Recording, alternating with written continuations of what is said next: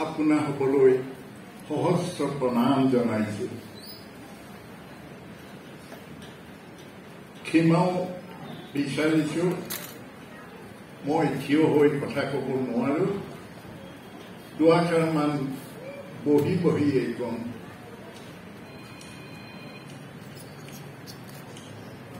জোনা গাভৰুৰ গীতৰ বিষয়ে খুব চমুকৈ দুআষাৰমান কম। ৰুমি শইকীয়াই ছাত্ৰ অৱস্থাৰ পৰাই লোকগীতৰ চৰ্চা কৰি আহিছে।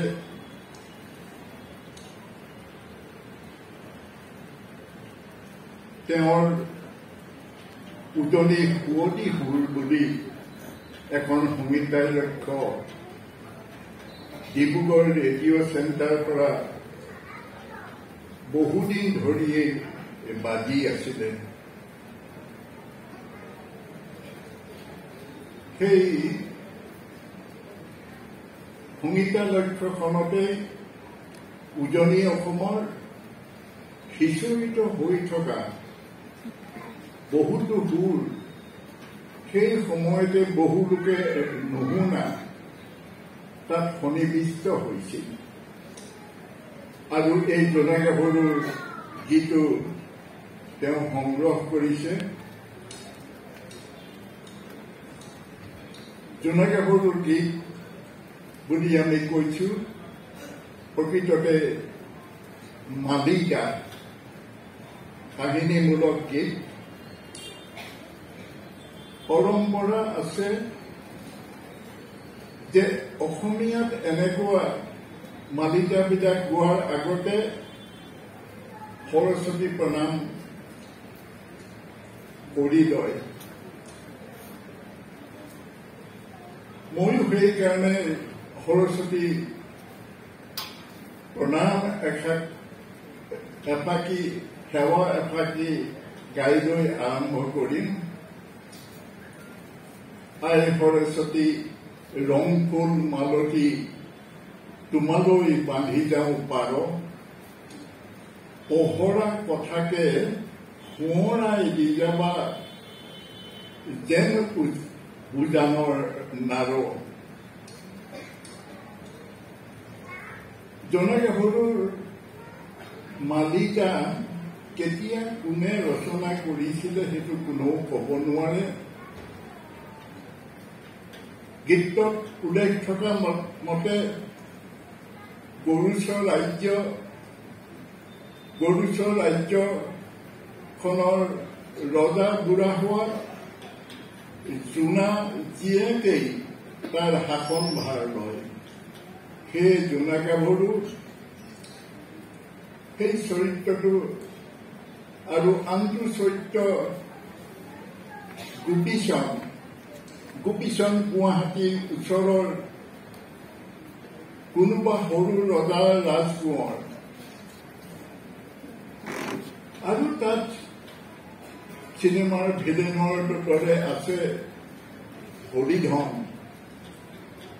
হৰিধন কামপুৰৰ, নগাঁৱৰ কামপুৰৰ। সৰুতে জোনা গাভৰুৰ গীত দুই এফাকি শুনিছিলো। বিশেষকৈ আমাৰ গাঁৱত হুঁচৰি গাওঁতে এজন বয়সস্থ মানুহে তেতিয়া হুঁচৰি ঘোষাৰ লগত এই জোনা গাভৰুৰ মালিকা গাইছিল। অৱশ্যে মণিকোঁৱৰ মালিকাও গায়, এতিয়াও গায় কোনো কোনো ঠাইত। জোনা গাভৰুৰ মালিকা মই সেই বয়সস্থ মানুহজনৰ মুখতে শুনিছিলো। গৰুচ ৰাজ্যৰে জোনা গাভৰুৱে তিৰি হৈ ৰাজপাত খাই 900 কোঁৱৰক বন্দী কৰি থৈছে, তাই মান বলৱান নাই। এইদৰে সেই গীতখিনি গাই যায়।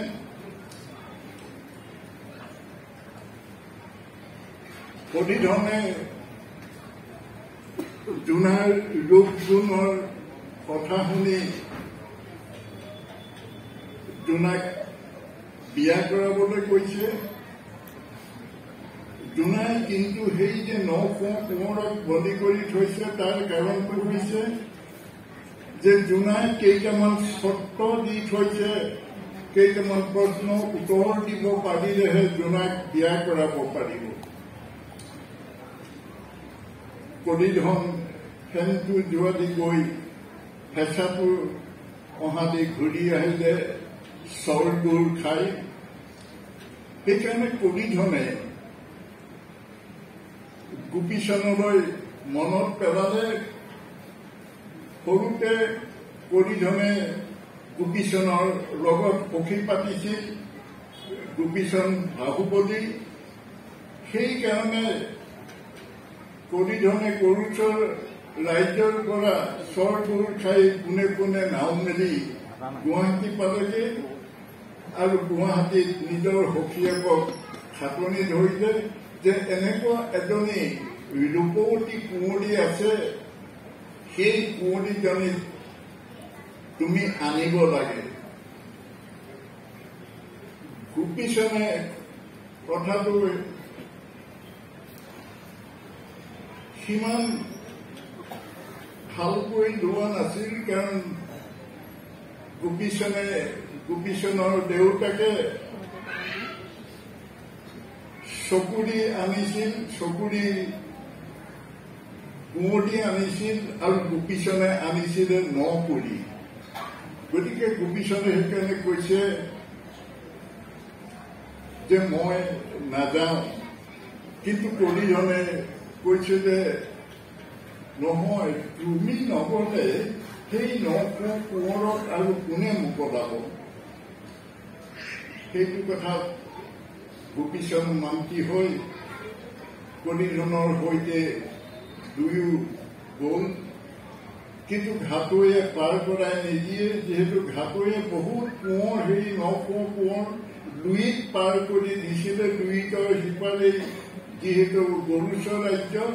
কিন্তু তেওঁ কৈছে যে এই 9 কোঁৱৰ পাৰ কৰিলো, কোনো কিন্তু ঘূৰি অহা নাই, গতিকে তোমালোক যাব নালাগে, ঘৰলৈ ঘূৰি যোৱা। কিন্তু কলিধনে উচলাই আছে আৰু কলিধনে ক'লে যে তোমাৰ ইষ্ট দেৱতাক পূৰণ কৰি, সেই ইষ্ট দেৱতা হৈছে আঠুদেৱ থান, কামেশ্বৰী মন্দিৰ আৰু কেঁচাই খাটি দোকানী আৰু শিৱ। যে স্মৰণ কৰি মোৰ হাতত ধৰি দুয়ো একেলগে দুইখন জাপ মাৰি পাৰ হওঁ। আৰু সেইদৰে পাৰ হৈ জোনাৰ ৰাজ্য পালেগে। জোনাৰ ৰাজ্যত সোমাই জলাহীত পালে। জলাহী জোনাৰ লিগিৰি নৈত পানী নিবলৈ আহিছিল। কিন্তু পানী নিবলৈ আহোঁতেই জলাহীয়ে হাতত সোণৰ ভীমৰাজ চৰাই লৈ আহিছে। ভীমৰাজ চৰাইটো কাৰ্বিসকলৰ কুলদেৱতা। কিন্তু সেই ভীমৰাজ চৰাই দুইটাৰ সিপাৰে পদিয়াৰ ওচৰত গৰুচৰ ৰাজ্যত সেই ভীমৰাজ কেনেকে উলিয়ালে বা কেনেকে ওলালে সেইবোৰো বহুত ভালকে চাব লাগিব। গতিকে পিছত জলাহীয়ে খবৰ দিলেগে জোনাক যে এনেকে আহিছে কোঁৱৰ তোমাক বিয়া কৰাবলৈ।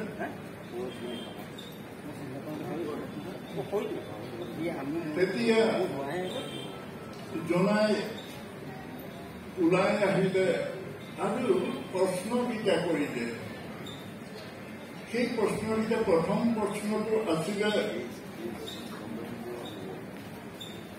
গছতো নলগা, কটাৰিও নকটা পাণত নলগোৱা চোন সেইখনি তামোলে তামোল দিব নোৱাৰিলে তোৰ চিটিকান ধুন।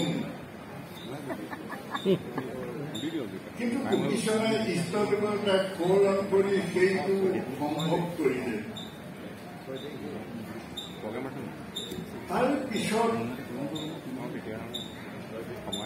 আৰু এটা পৰীক্ষা, সেই পৰীক্ষাটো হৈছে কি জোনাৰ ঘৰৰ ওচৰত এটা প্ৰকাণ্ড শীত আছে। সেই শীতটোত বৰ্ণনা দিছে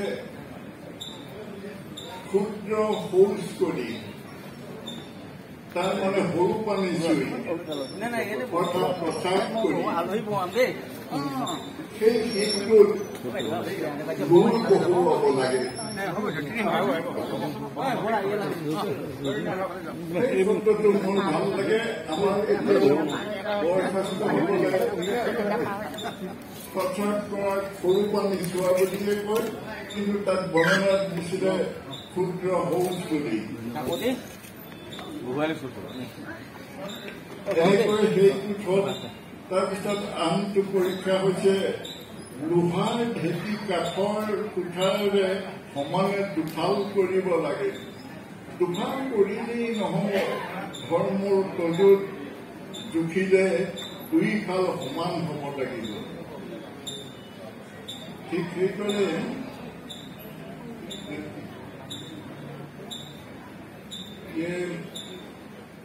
আৰু আনটো পৰীক্ষা হৈছে যে জোনাৰ ঘৰৰ ওচৰত শাল গছ আছে, সেই শাল গছ আগত ধৰি একে আজোৰে উভা দিব লাগে। সেই পৰীক্ষাটো হ'ল উত্তীৰ্ণ। গতিকে তেতিয়া জোনাই স্বামী বৰণ কৰিলে।